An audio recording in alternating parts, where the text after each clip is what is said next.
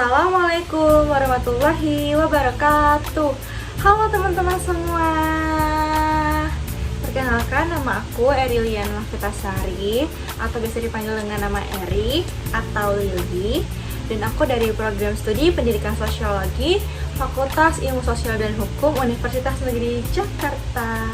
Dan NIM aku adalah 140 56250 86.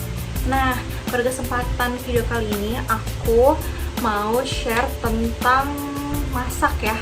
Masak tapi sambil belajar. Kali ini aku akan bikin resep makanan, yaitu chicken katsukari Jepang. Pasti teman-teman tahu kan dia bentukannya dan rasanya kayak gimana. Mungkin agak sedikit familiar dan pernah coba. Tapi aku nggak hanya berbagi resep, tapi aku di sini juga akan ngejelasin kira-kira kondimen apa aja aku pakai, terus gizi apa aja di dalamnya, apakah ada protein, ada vitamin apa. Terus juga aku akan ngejelasin sedikit-sedikit ada sejarah-sejarah dari perjalanan bagaimana ada nih namanya kari Jepang gitu. Di sisi lain aku juga sambil ada vlog-vlog sedikit supaya media pembelajaran aku buat itu nggak bikin teman-teman merasa boring gitu. Aku nggak pengen teman-teman cuma ngelihat aku vlog doang, terus ngelihat aku masak doang, atau kayak cuma ada pembelajarannya aja. Tapi aku pengen ngegabungin semua ini supaya teman-teman bisa dapat banyak insight gitu, nggak cuma masak doang, nggak cuma belajar doang, dan nggak cuma nonton aku vlog doang gitu. Terus nanti di akhir video mungkin aku agak kasih lihat juga kali ya spill asal gimana dan rasa gimana akan aku review, supaya teman-teman bisa tahu rasanya kayak gimana gitu. Mungkin opening dari aku ini aja kali ya. Untuk selanjutnya akan kita lanjut vlog aku pergi ke pasar belanja dan juga saat proses memasak tuh. Selamat menonton, bye bye.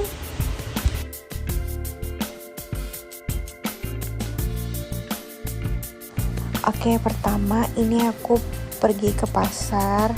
Ini dekat rumahku, namanya Pasar Ciplak, daerah Cipinang, Jakarta Timur. Nah, ini aku kesini dalam keadaan sore-sore dan ini lumayan agak sepi. Tapi sebelum itu aku mau ngambil uang dulu, karena biasanya ke pasar tradisional itu masih menggunakan cash dibandingkan QRIS. Nah, first stop aku ke toko ikan dan ayam. Nah, di sini ada ikan yang masih hidup dan segar-segar banget, kita bisa milih. Tapi karena aku mau buat bikin kari Jepang, aku butuhnya itu ayam. Di sini aku beli dada ayam di 500 gram. Dan aku sudah bungkus. Nah, untuk selanjutnya ini aku masuk ke dalam pasarnya lagi lebih dalam, dan bisa dilihat sepi banget di sini. Banyak toko yang tutup, tapi ada beberapa juga yang masih buka. Kayak toko yang jual kerupuk, terus juga ada beberapa kayak toko buah. Nah, karena aku butuhnya sayur, di sini aku berhenti ke toko sayur nih teman-teman. Di sini ada macam-macam dan aku bisa bilang sini fresh semua ya. Soalnya kita bisa lihat ini warnanya cantik-cantik banget, warnanya merona. Dan karena aku cuma butuh wortel, terus juga kentang sama bawang bombay, jadi aku cuma pilih-pilih itu aja, dan sedikit ada belanjaan juga dari mamaku. Nah, ini wortelnya sih mamaku yang milihin, terus juga ada kentangnya udah di packing, jadi kita nggak perlu milih-milih lagi. Tapi di sisi lain dia juga jual kok kentang-kentang yang satuan gitu. Tapi karena aku nggak pinter milih, jadi aku rasa mending beli yang packingan aja. Dan karena aku cuma milih itu, jadi belanjanya udah selesai deh.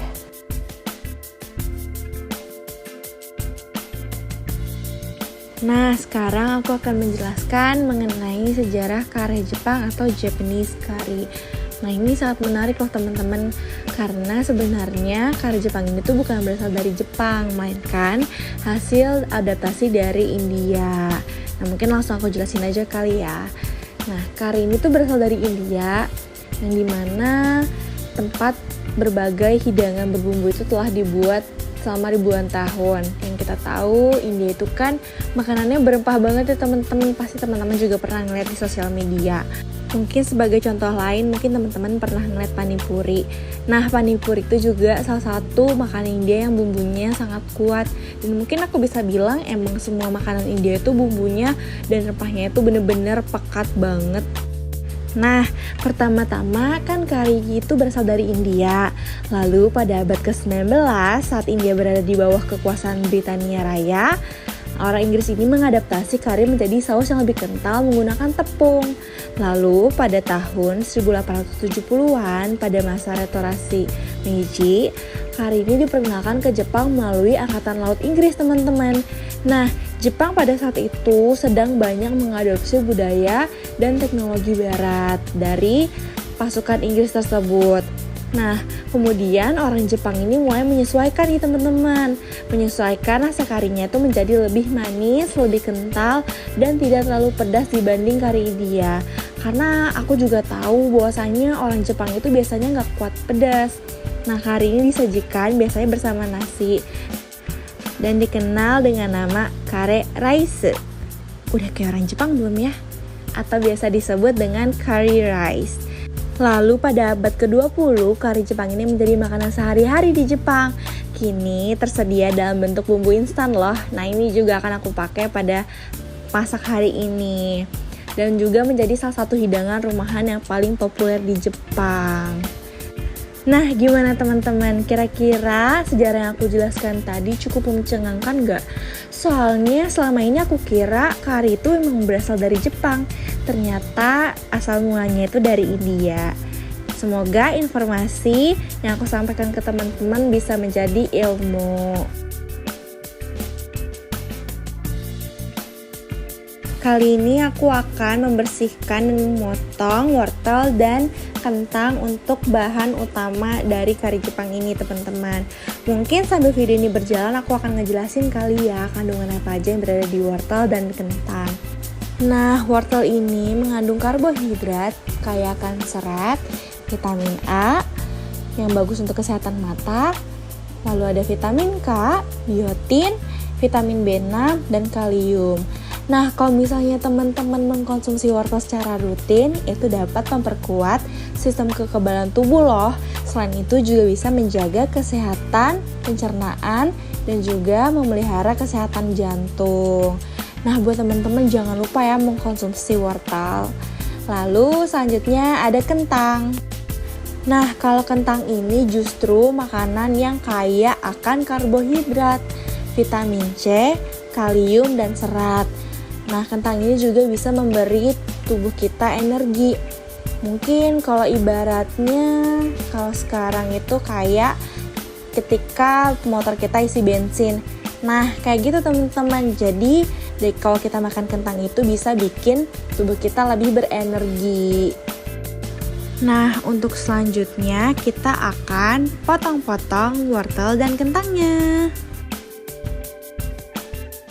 Ini pertama-tama aku potong wortel dulu, kira-kira ukurannya itu sekitar 1 cm per wortelnya kayak gini nih teman-teman. Dan jangan lupa untuk hati-hati ya, takutnya nanti teman-teman kena pisaunya. Nanti semisal potongannya atasnya terlalu besar, itu bisa dipotong 2 kayak gini ya teman-teman, supaya nanti ketika dimasak gak terlalu lama dan cepat matang. Nah, untuk kentang aku potong untuk satunya ini dibagi menjadi 3 bagian dulu. Lalu aku potong lagi, dia menyamping itu sekitar 3 bagian juga. Dan dipotong lagi menjadi 3 bagian juga. Nah, ini semuanya aku lakukan dengan hal yang sama. Dan mungkin dipilih-pilih juga. Kalau misalnya nanti ada yang lebih kegedean, dipotong lagi menjadi 2 bagian. Dan ini hasilnya, potongannya. Bisa dilihat ya teman-teman, dia gak terlalu kecil dan gak terlalu besar. Nah, untuk selanjutnya, untuk pelengkapnya aku ada nyiapin bawang bombay. Nah, untuk bawang bombay ini kenapa bisa dibilang penting banget? Itu karena bawang bombay itu memberikan cita rasa yang manis dan harum. Karena di sini bukanya agak susah, mungkin teman-teman bisa pelan-pelan dan hati-hati juga. Karena dia termasuk berlapis-lapis, jadi aku ngupasin kulit luarnya aja yang bagian keringnya.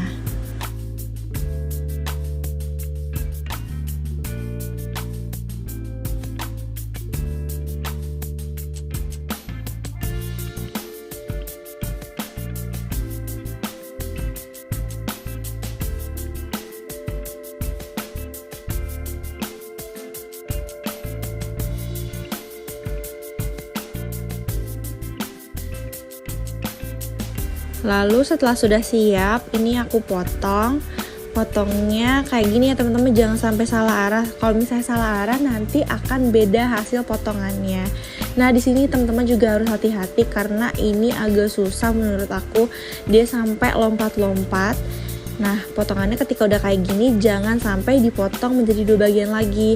Kita biarkan aja dia menjadi lingkaran-lingkaran kayak gini. Kalau misalnya memang ada yang terlalu besar kayak di belakang ini, bisa dipotong lagi menjadi 2 bagian lebih gitu. Nah di sini juga jangan lupa untuk dilepas-lepasin.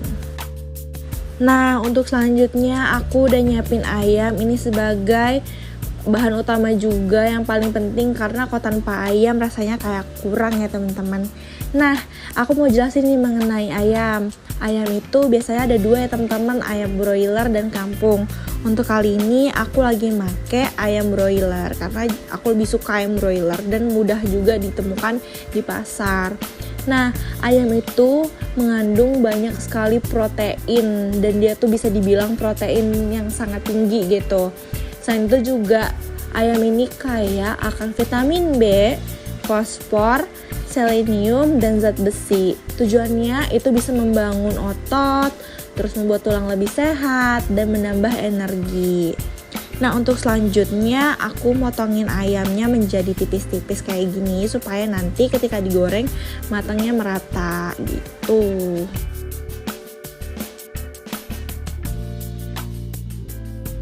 Ketika udah selesai, aku langsung nusuk-nusukin pakai garpu supaya nanti ketika kita bumbuin itu bumbunya lebih meresap ke dalam-dalam, dan juga nanti ketika kita goreng minyaknya lebih mudah masuk ke dalam-dalam dagingnya ini supaya nanti tidak mentah.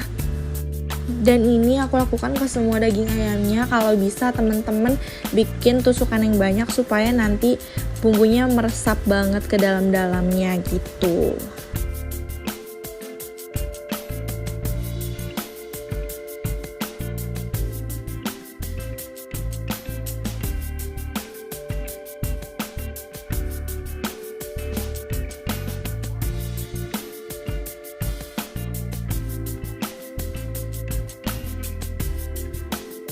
Nah kalau sudah selanjutnya ini aku parutin bawang putih sekitar 2 siung bawang putih. Tujuannya supaya rasa dari ayamnya ini lebih gurih teman-teman dan wangi. Dan juga jangan lupa untuk diaduk-aduk supaya dia merata sampai ke dalam-dalamnya gitu.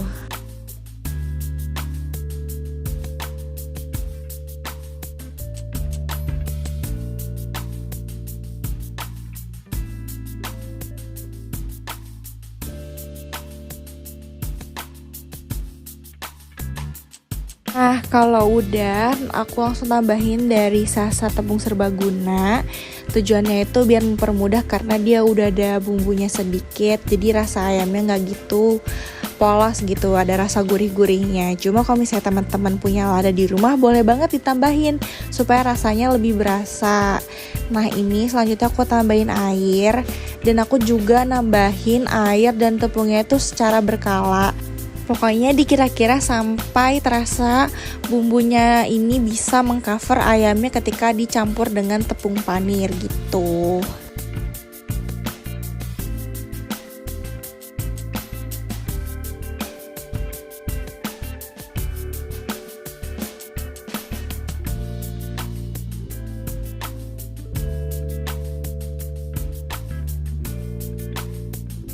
Nah selanjutnya aku siapin tepung panir. Sebenarnya tepung panir ini macamnya banyak banget teman-teman. Cuma karena aku punyanya ini di rumah, aku pakai yang ada aja. Tapi kalau misalnya teman-teman punya yang tipe lain tuh boleh juga dipakai.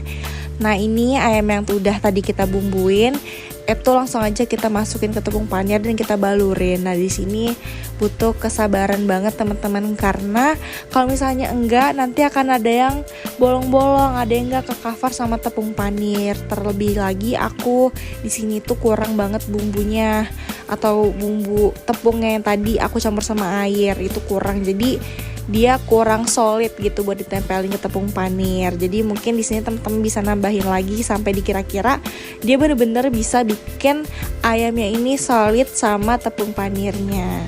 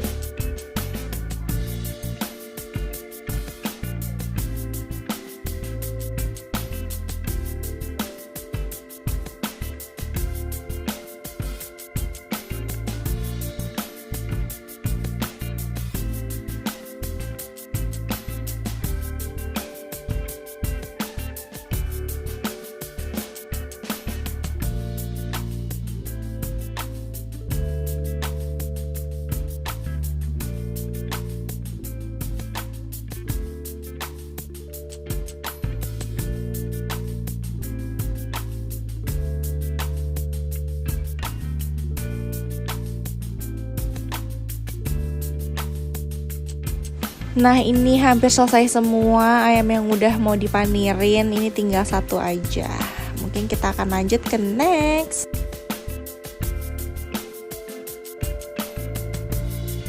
Nah, di sini aku siapin panci dan aku masukin minyak sedikit aja. Tujuannya itu untuk numis si bawang bombaynya aja. Tapi kalau misalnya teman-teman pengen pakai wajan atau tools lainnya itu boleh banget. Tapi aku prefer pakai panci supaya nanti hasilnya nggak luber-luber. Nah, ini dia udah aku cuci juga hasil yang tadi kita potong bawang bombaynya, dan ini udah siap untuk ditumis. Nah, untuk ini teman-teman lebih hati-hati ya, takutnya minyak yang tadi muncrat-muncrat karena bawang bombay ini kan juga mengandung sedikit air ya. Pasti dia akan muncrat-muncrat gitu minyaknya. Takutnya nanti teman-teman kena minyaknya. Jadi lebih hati-hati. Ini aku tumis bawang bombaynya itu sampai dirasa dia agak sedikit layu. Jangan sampai dia bener-bener mateng atau kering ya teman-teman. Malah takutnya nanti rasanya jadi pahit. Pokoknya ini dirasa sampai dia sudah layu dan harum itu disudahkan saja.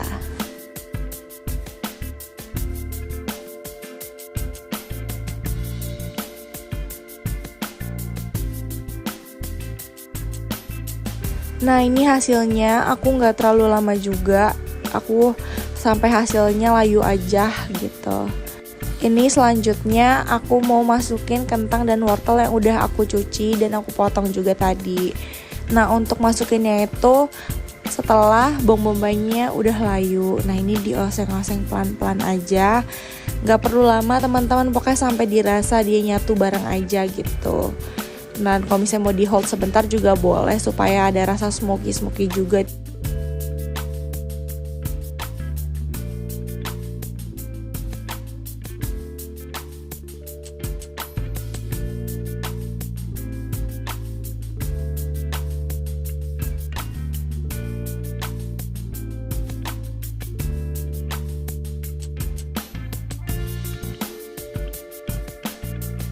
Lalu aku selanjutnya menuangkan air di sekitar 200-an sampai 300-an mili. Ini tergantung teman-teman mau bikin karinya sekental apa.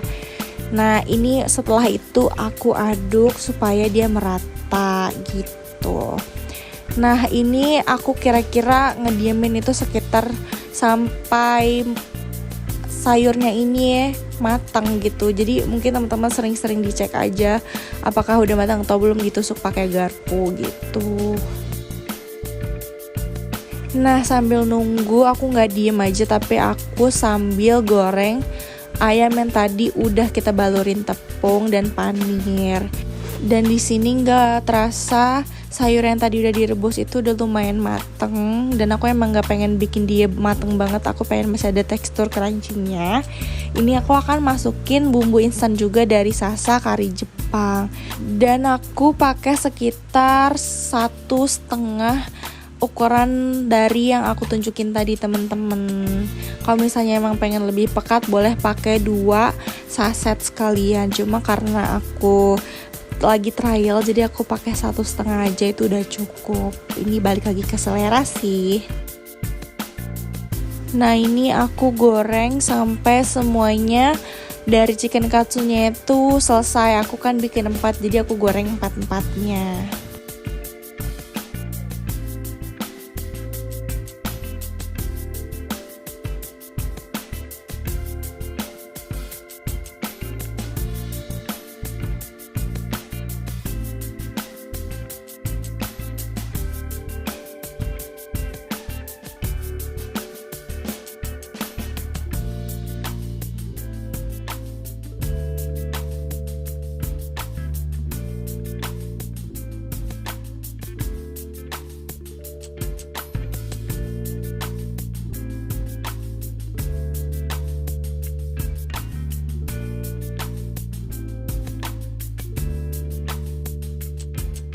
Lalu setelah selesai aku potong chicken katsunya ini kecil-kecil kayak gini supaya nanti ketika dimakan itu nggak susah.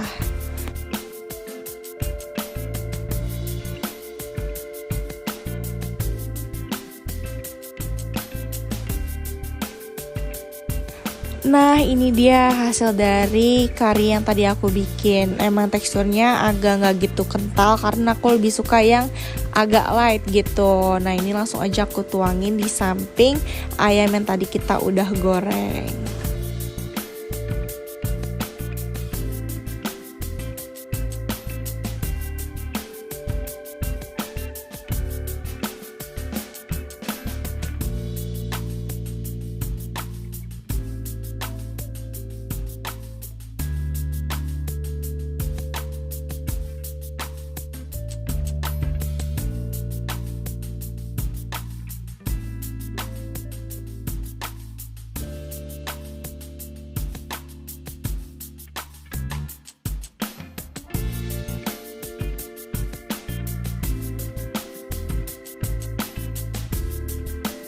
Ini dia hasil masak hari ini. Jadi ini ada nasi, terus ada chicken katsu sama ada kari. Jadi deh, kari chicken katsu. Sekarang mari kita cobain. Ini kita cobain dulu chicken katsunya sama ada bumbu karinya.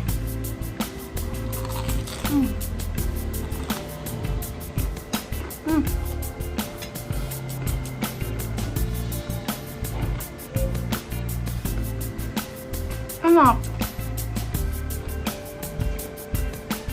Sekarang ini ada kentang sama wortelnya.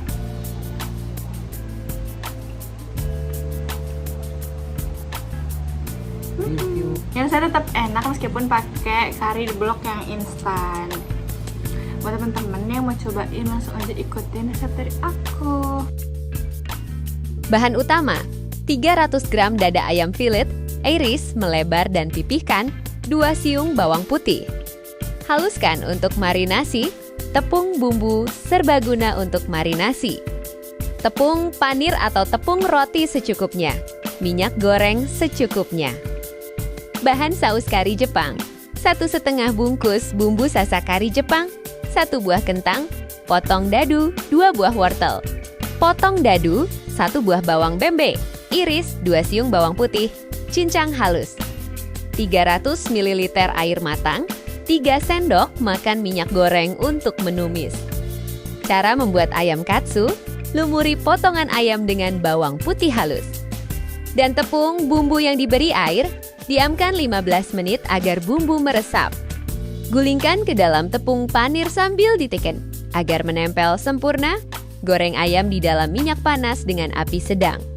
Hingga berwarna coklat keemasan, angkat, tiriskan, lalu potong-potong. Cara membuat kuah kari Jepang: panaskan minyak goreng. Tumis bawang bombay dan bawang putih cincang hingga harum, masukkan potongan wortel dan kentang. Aduk rata, tuangkan air, lalu masak sampai sayuran empuk dan air mendidih. Masukkan bumbu sasa kari Jepang. Aduk sampai bumbu larut sepenuhnya. Masak kembali sambil terus diaduk hingga kuah kari mengental. Cara penyajian: siapkan piring saji, tata nasi hangat di satu sisi, dan letakkan potongan ayam katsu di atasnya. Siram kuah kari yang kental dan penuh sayuran di atas ayam katsu dan nasi. Nah, mungkin itu aja yang aku mau sampaikan pada pembelajaran hari ini. Mungkin aku agak sedikit nge-review hasil yang kita sudah kerjakan hari ini. Tadi udah mulai pertama itu aku ke pasar, terus juga aku sempat ngambil uang, terus juga aku nge-share isi pasar ada apa aja pada sore hari itu. Terus selanjutnya aku menjelaskan mengenai sejarah dari kari Jepang itu tersendiri yang mulai masuk dari India, lalu ke Inggris, lalu ke Jepang. Dan selanjutnya aku juga ngejelasin mengenai bahan-bahan yang digunakan itu mengandung apa saja, seperti wortel, kentang, lalu juga ada bawang bombay, bawang putih, ayam. Dan selanjutnya juga ada proses pembuatan pada saat di kompor, mulai dari menumis, terus juga merebus sampai dimana menggoreng juga. Dan step terakhirnya itu ada di plating atau menaruh hasil makanan kita ke dalam piring dan disajikan. Nah, mungkin itu aja yang bisa aku simpulkan pada pertemuan hari ini. Semoga untuk teman-teman yang menonton itu merasa berguna dari ilmu yang aku berikan, mulai dari sejarahnya maupun dari cara memasak aku. Mungkin itu saja yang bisa aku sampaikan. Untuk kekurangannya aku mohon maaf sebesar-besarnya. Terima kasih. Wassalamualaikum, sampai jumpa.